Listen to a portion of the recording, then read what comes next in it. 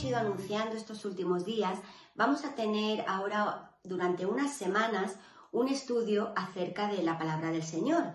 Vamos a aprovechar este tiempo en el cual pues no podemos reunirnos como nos gustaría y como lo hemos hecho siempre, que todo llegará, pero vamos a aprovechar y tener, ya que no podemos pues iniciar este año un curso de seminario o incluso los discipulados están como ahí parados, pero sí pues todas juntas vamos a conocer un poquito mejor acerca de la Biblia. Y para eso este estudio es el estudio de doctrina bíblica.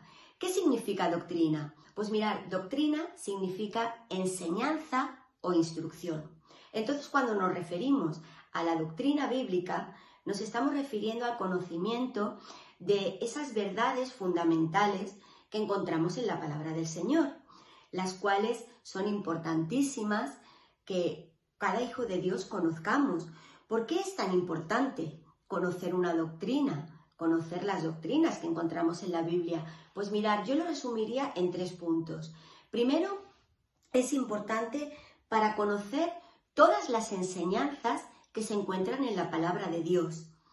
En segundo lugar, porque son necesarias para el desarrollo del carácter del cristiano. Nosotras como creyentes hemos nacido en el Señor, vamos avanzando en los caminos del Señor, pero nuestro carácter cristiano se tiene que desarrollar. ¿Y cómo se desarrolla? Pues conociendo la palabra de Dios. Así vamos a crecer espiritualmente, vamos a crecer como personas, en nuestra mente va a ser cada vez más igual a Dios porque vamos a conocer como Él quiere que sea. Y en tercer lugar, y importantísimo, porque conociendo la doctrina sana nos estamos protegiendo del error. Ahora y más que nunca, en los últimos tiempos, lo dice la palabra, que en los últimos tiempos vendrán falsas enseñanzas, falsos maestros, falsos profetas que tratarán de engañarnos. Así pues, si nosotros tenemos una doctrina sana de lo que dice la palabra de Dios, cuando venga el error diremos no, esto no lo pone en la palabra de Dios. Así que estas 3 razones fundamentales son las más importantes por las cuales debemos de conocer la doctrina bíblica. Bien, ¿y de qué manera la vamos a ver? En la Biblia no aparece un orden que tengamos que seguir, ya que toda la palabra de Dios engloba todas las doctrinas. Dios, Jesús, el Espíritu Santo, la Iglesia, el pecado, la salvación, pero para estudiarlas sí que necesitamos seguir un orden más o menos lógico. Entonces el orden que vamos a seguir va a ser el siguiente. En primer lugar, las Escrituras. Vamos a ver la naturaleza de las Escrituras. En segundo lugar, Dios, ese único y Dios verdadero. El tercero será la doctrina de Jesús, ese Dios hecho hombre. Vamos a ver a Jesús con su naturaleza divina y humana a la vez. En cuarto lugar, veremos al Espíritu Santo como la tercera persona de la Trinidad, el bautismo del Espíritu Santo, los dones del Espíritu. En quinto lugar, vamos a ver los ministerios que de Cristo son por los que se rige la Iglesia, los ministerios que ha dado Dios a la Iglesia por medio de hombres para que siga avanzando. En sexto lugar, la Iglesia. Vamos a ver la naturaleza de la Iglesia, la composición de la Iglesia y por último vamos a conocer los eventos del fin. Esta doctrina se llama escatología y nos habla de los eventos que están por venir. El rapto de la Iglesia, el milenio, la tribulación, la eternidad. Bien, pues todo esto vamos a verlo, si Dios lo permite, durante unas semanas. Y hoy vamos a empezar con la primera, y es la doctrina de las Escrituras. Y para ello, permitirme que lea un texto que se encuentra en Primera de Pedro, capítulo 3, versículo 15. Y dice así: santificad a Dios el Señor en vuestros corazones y estad siempre preparados para presentar defensa con mansedumbre y reverencia ante todo aquel que os demande razón de la esperanza que hay en vosotros. Fijaros, lo primero que nos dice es que nuestras vidas sean santas para el Señor.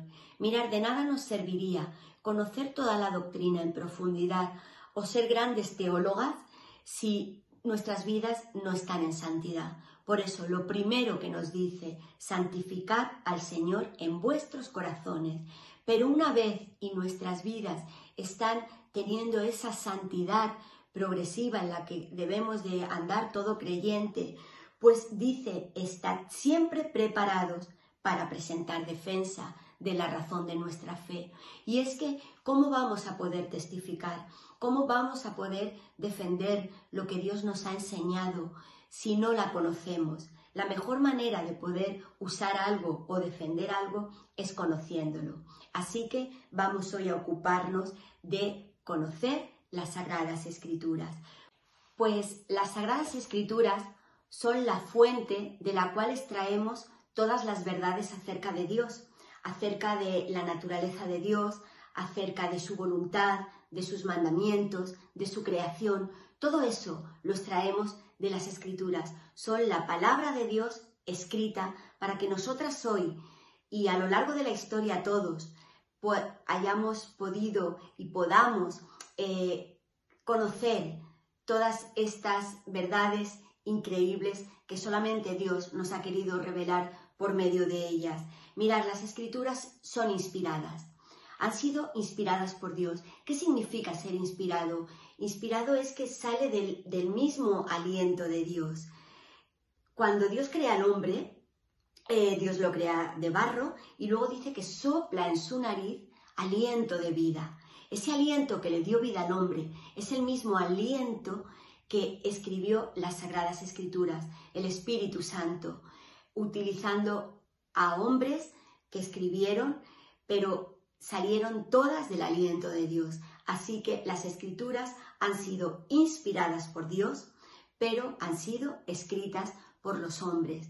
Después, las Escrituras son infalibles, carecen de errores, son fidedignas, se pueden cuestionar. Las han cuestionado a lo largo de la historia y seguirán haciéndola, pero carecen de ningún error. Son palabra fiel y palabra verdadera. Son útiles e indispensables. Y así se lo dice Pablo a Timoteo. En 2 de Timoteo, capítulo 3, versículo 15 y 16, dice así: las Sagradas Escrituras, las cuales te pueden hacer sabio para la salvación por la fe que es en Cristo Jesús. Toda Escritura es inspirada por Dios y útil para enseñar, para redarguir, para corregir, para instruir en justicia, a fin de que el hombre de Dios, o sea, el creyente, sea perfecto, enteramente preparado para buena obra.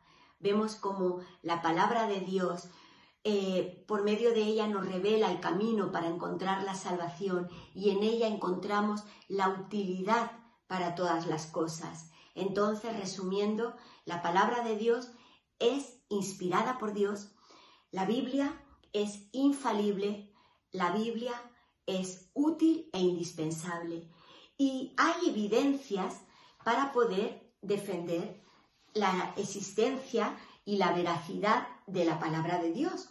Y es que podemos demostrarlo con hechos humanos, es muy difícil. Podríamos estar debatiendo con una persona durante horas que tal vez no llegaríamos a ningún lugar porque es el Espíritu de Dios el que convence de pecado y el que convence como lo ha hecho con nosotras. Pero aún así sí que encontramos en la misma Biblia evidencias que son esas herramientas que nos pueden servir para poder testificar y poder demostrar que la palabra de Dios es real, que es inspirada, que es infalible, que es útil y es indispensable. ¿Cuáles son estas evidencias? Pues vamos a ver 7 evidencias. La primera, la Biblia proclama ser la palabra de Dios. La segunda, la Biblia es indestructible. La tercera, la Biblia tiene un tema unificado. La cuarta, la arqueología demuestra la veracidad de la Biblia. La quinta, la ciencia le da la razón a la Biblia. La sexta, la Biblia predice con exactitud el futuro. Y la séptima, la Biblia tiene una influencia en todo el mundo. Vamos a ver entonces cada una de ellas de una forma breve pero concisa. La primera, la Biblia proclama ser la palabra de Dios. Mirad, podemos encontrar en la Biblia más de 3000 veces en la cual ella misma dice ser la palabra de Dios, afirmarlo desde el principio, desde Génesis hasta el Apocalipsis, tanto en el Antiguo Testamento como en el Nuevo Testamento, la propia Biblia afirma que es palabra de Dios. Y encontramos cientos de pasajes, ya he dicho, hasta 3000 veces la Biblia lo proclama así. En segundo lugar, la Biblia es indestructible. Mirad, ha sido el libro y es el libro más atacado. Ha tratado de destruirse y de que se hiciera desaparecer. La Biblia se han quemado, las Biblias se han destruido, pero aún así la Biblia sigue aquí. Dice la Biblia misma, el cielo y la tierra pasarán, pero mi palabra no pasará, porque Dios la ha preservado. El Antiguo Testamento fue escrito hace más de 2500 años y el Nuevo Testamento hace más de 1900 años. Sin embargo, todavía se siguen imprimiendo y se siguen sacando Biblias para hacia adelante, cuando cualquier otro libro a los 25 años o así de su publicación rara vez se vuelven a imprimir, pero la Biblia no. La Biblia es completamente diferente. Mirad, hay una anécdota muy curiosa como un gran testimonio, y es que Voltaire, el filósofo francés del siglo XIX, predijo el fin de la Biblia para un siglo después, diciendo que para entonces sería simplemente una pieza de museo. Es curioso ver cómo 25 años después de la muerte de este hombre, su propia casa fue utilizada por la Sociedad Bíblica para imprimir ejemplares de la Biblia. Y es que la vida de este hombre sí dejó de ser, sin embargo la Biblia no. Y en su propia casa se siguieron imprimiendo ejemplares de la misma. Y es que la palabra de Dios nunca deja de ser. Vamos avanzando, ella es para siempre. Y en tercer lugar, vemos que la Biblia tiene un tema unificado. En la Biblia encontramos muchos libros, pero todos ellos están unidos en un mismo tema. La esencia siempre es la misma. ¿Quién es la persona de Jesucristo? En el principio vemos cómo Dios lo crea todo, el hombre peca y marca esa separación con Dios, pero Dios apunta el camino a esa restaurada comunión. ¿Por medio de quién? Por medio de Cristo. En todas las profecías se anuncia que Cristo vendrá. Entonces vemos, tanto en el Antiguo Testamento como en el Nuevo Testamento, como todo apunta a lo mismo, a la persona de Cristo. Se nos habla del pecado, se nos habla de la salvación. En los Evangelios vemos la vida de Jesús, vemos su ministerio, vemos su muerte, vemos su resurrección, vemos su ascensión al cielo. En todas las epístolas se nos hablan de todas las enseñanzas por medio de los apóstoles que Jesús les dejó a ellos para que enseñasen y discipularan a las naciones. Y en el Apocalipsis vemos cómo se sella ese cumplimiento con la venida de Cristo. Otra prueba de que es un todo unificado, y es que la Biblia fue escrita por más de 40 hombres diferentes, en espacios de tiempos diferentes, de culturas diferentes, entre ellos unos pescadores, otro médico, profetas, reyes, gente común, gente con mayor cultura, pero aún así ninguno se desvía del tema que la palabra de Dios, toda ella tiene en sí. Luego también el espacio de tiempo. Fijaros, en periodos de tiempos muy largos, de unos 1600 años, en los cuales ha habido cambios culturales, cambios generacionales, y es verdad que, por ejemplo, en moralidad mismo, las cosas que años atrás eran impensables, ahora pues, bueno, son aceptables, ¿vale? Entonces vemos como con el paso del tiempo las cosas pueden cambiar, los pensamientos pueden cambiar. Sin embargo, en la Biblia, aunque el paso de tiempo en el cual fue escrita fueron de miles de años, no desvía en ningún momento la unidad de la Biblia. Y también otra cosa que nos muestra esa unidad, y es que fue escrita en 3 idiomas diferentes. Fue escrita en hebreo, en griego y unas pequeñas partes en arameo. Pero aún así tampoco cambia la temática de la Biblia. Sabemos que cuando escribimos en un idioma o hablamos en un idioma diferente, el sentido de algunas palabras pueden cambiar. Sin embargo, la Biblia, aunque fuera escrita en idiomas diferentes, ningún sentido de ninguna palabra, ningún sentido de ningún tema cambió, porque es un todo único, la persona de Jesucristo y nuestro Señor. Después vemos la arqueología que muestra la veracidad. Y esto es increíble. En todos los ataques que la Biblia ha tenido, esos ataques para tratarla de destruir, para atacarla diciendo que no es verdad, pues al final la arqueología ha tenido que dar la razón a la Biblia, porque han encontrado manuscritos, han encontrado rollos en excavaciones, objetos que al final han tenido que dar la razón a la Biblia. Y en cosas que ellos decían y negaban la veracidad de la Biblia, al final, pues voy a poner un ejemplo, porque es la mejor manera de verlo. Mirad, para ello nos tendríamos que ir al capítulo 5 de Daniel, y es la historia en la que vemos cómo acaba Babilonia y es tomada por el imperio medo-persa. En ese capítulo vemos una fiesta que hace el rey Belsasar, en la cual él tiene una visión y ve una mano grande que está escribiendo en la pared. Él hace llamar a Daniel para decirle, bueno, pues que interprete esa visión y le ofrece el 3er lugar en el reino. Bien, la arqueología siempre ha negado que fuera verdad esta historia, diciendo que el último rey de Babilonia no fue Belsasar, sino que era un rey llamado Nabonides. Y así lo sostuvo durante muchísimo tiempo, hasta que en el 1853 encontraron unos cilindros que dieron la verdad al pasaje bíblico, ya que ahí encontraron la existencia de 2 reyes en Babilonia cuando Babilonia fue tomada. Eran un padre y un hijo. El padre era Nabonides y el hijo era Belsasar.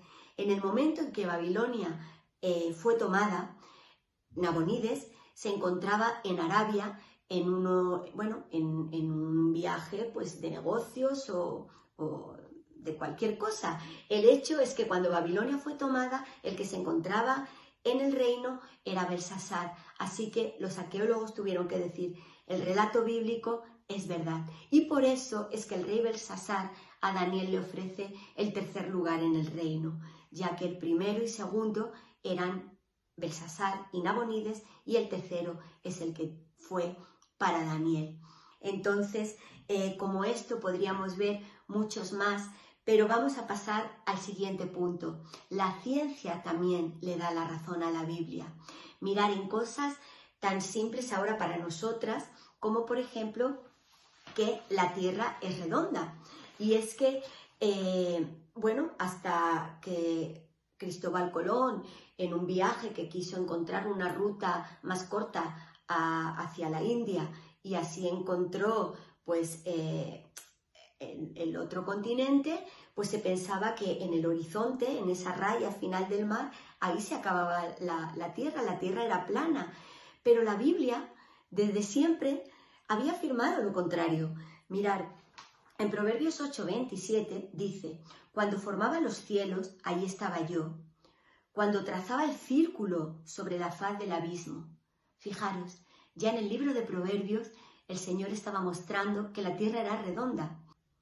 Y en Lucas 17, cuando se nos está hablando de la venida del Señor, se nos dice, os digo que en aquella noche estarán 2 en la cama, el uno será tomado y el otro será dejado.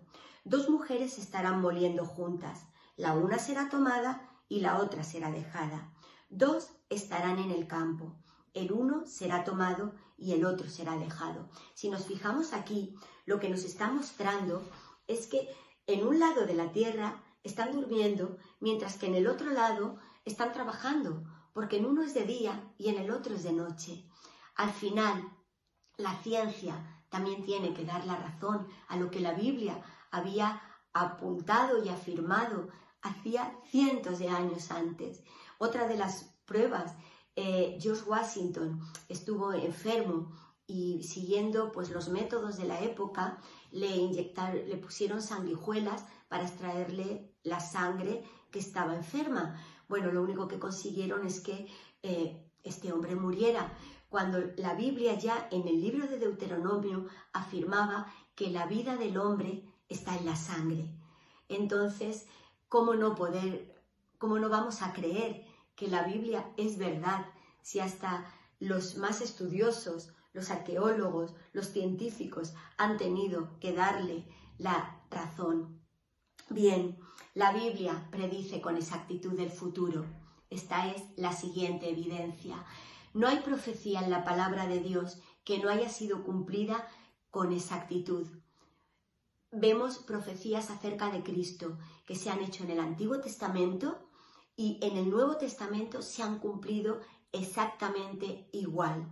Por ejemplo, mirar en cuanto al lugar de nacimiento, en Miqueas 5:2 se apuntaba a la ciudad de Belén. En Mateo 2:6 vemos el cumplimiento. En cuanto a la traición de un amigo, en el Salmo 41:9 ya se hablaba de ello, y en Mateo 26:47-50 todos conocemos cómo Judas traicionó a Jesús, que iba a ser vendido por 30 monedas. Ya en el libro de Zacarías, capítulo 11, de los versículos 12 y 13, se decía y se cumplió en Mateo 26, 14 y 15.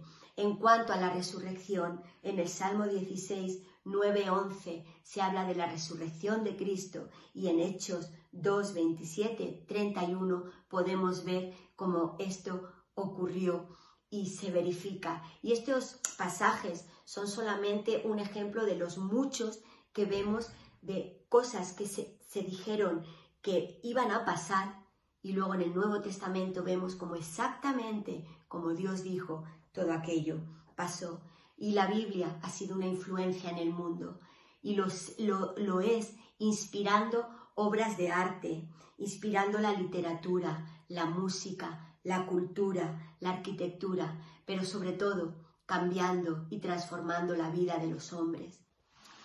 Y bien, para terminar y concluir con esta doctrina, qué mejor manera de hacerlo, diciendo que tenemos un tesoro precioso en nuestras manos. Un tesoro. Dios ha querido que su palabra, fijaros, si ahora jugáramos a este juego de los disparates o del teléfono, que yo ahora le digo a una frase en el oído, esta se lo dice a otra, así todas, y cuando cada una dice lo que ha entendido, ha cambiado completamente, ¿verdad? El mensaje. ¿Por qué? Porque cuando nosotros decimos una cosa a los demás, cada uno o la entiende de manera diferente, o lo mismo que ha entendido lo expresa de otra, y así sucesivamente, hasta que al final no tiene nada que ver lo que se ha dicho en su origen a lo que se ha entendido al final. Por eso es que Dios se aseguró de que su palabra no fuera cambiada, y por ello la plasmó en las Escrituras, para que permaneciera. Podemos ver versiones diferentes, podemos ver en idiomas diferentes, pero al final la palabra de Dios es la misma. La palabra de Dios es la verdad. Es un tesoro que tenemos en nuestras manos, un tesoro que tenemos que conocer y atesorar en nuestro corazón. Así que quiero concluir diciendo, ¿qué tenemos que hacer con ella? Pues mirad, con ella tenemos que hacer estas cosas. Yo me las he apuntado, una lista, seguro que se os ocurriría más, pero yo creo que estas son las principales. Debemos de usarla, debemos de leerla, debemos de aprenderla, debemos de vivirla, debemos de entenderla, debemos de predicarla y debemos de defenderla. Esa es nuestra responsabilidad. ¿Y para qué? Para nuestro propio beneficio. ¿Y cuáles serán estos beneficios, estos efectos que encontramos en la Biblia? Cuando nosotros hacemos todo esto con la Biblia, ¿qué efectos recibimos? ¿Qué riqueza obtenemos? Pues mirad, actúa en nuestras vidas de la siguiente manera.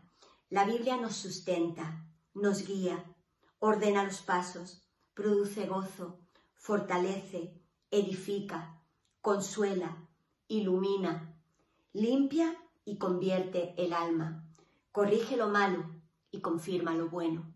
Y así podríamos seguir añadiendo a la lista un sinfín de cosas que la palabra de Dios hace en nuestras vidas. Pues bien, que el Señor os bendiga, espero que haya sido de bendición y que atesoremos estas cosas en nuestro corazón, y para la próxima semana veremos la siguiente doctrina, que será acerca de Dios, el único y Dios verdadero. Que el Señor os bendiga.